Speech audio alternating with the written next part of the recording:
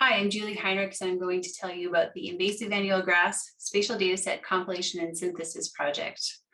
This is a project that myself, CSU, USGS, and a host of multi-agency collaborators have been working on for the past couple of years. I have my colleague here, Leaf, who will help me fill in the gaps of what I miss. But we briefly just want to share with you the 5 resources that we've developed to transfer information we've developed through this project. So first we have the USGS landing page here. We've listed all the projects that we have, products that we have developed together.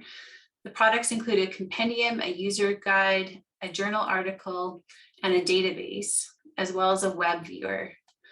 We collected and summarized 23 different spatial data sets that include cheatgrass, medusa head, and ventinata, and peer-reviewed publications developed in the last 10 years. These are regional to national level products, and they are found by accessing both the data button to get to the source information and the viewer button to visualize the data. If you're thinking about where to start in comparing all the different resources available, one option is to view this user's guide. Here we cover just some spatial basics in terms of how remotely sensed data are collected and analyzed and translated into invasive annual grass maps. We provide some suggestions for considerations of how to choose different resources in terms of geographic extent, what goes into a map, what comes out of a map, accuracy, recentness. And we provide a flow through of things to think about when narrowing down your different options. Those considerations include different kinds of accuracy measures and different applications that you may be thinking about. When you have a sense of how you want to make your decision, you can jump to the compendium here and think about a little bit more of the details of each product. So here we have an overview of everything that is included in this project, and provide 2-page summaries of all the key highlights of each product. So these include the species, the spatial extent, the resolution, the recentness. We also provide a get data button that allows you to get to the map that you can view the coverage in, as well as look at the source data. When you want to dig into the details of each spatial data product, you can move to the database. Here we've listed each product in rows, and in columns you'll see different information about them.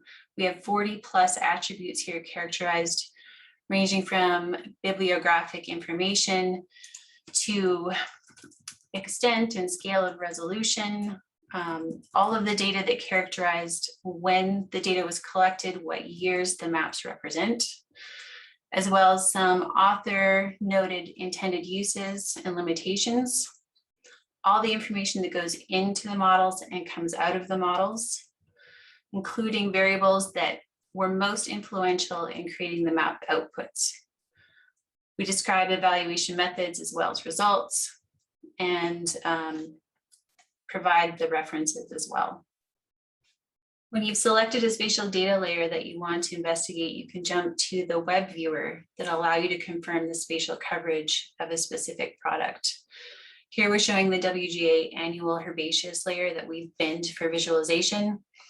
And if you click the I button here, you can find information about the authors, the project, links to the source website or source data here at the bottom. Lastly, if you want to learn about our thoughts about bridging the gap between spatial modeling and the management of invasive annual grasses and co-production of future map products, we have an article here in Press at Rangeland Ecology and Management that provides kind of a synthesis of what we've seen in the literature and spatial data production over the last 10 years, and conveys some observations about moving forward into the next decade of mapping and management. So that's a rapid tour of the synthesis products. The products include the compendium, the user's guide, the journal article, and the database, as well as the web viewer. We hope you get a chance to try these out, and we welcome your feedback on how you've interacted with these resources.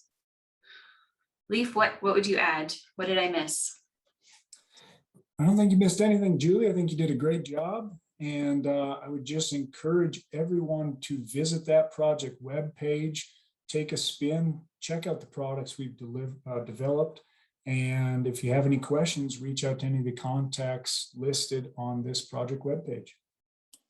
And in a separate video, we'll take a deeper dive into the data viewer.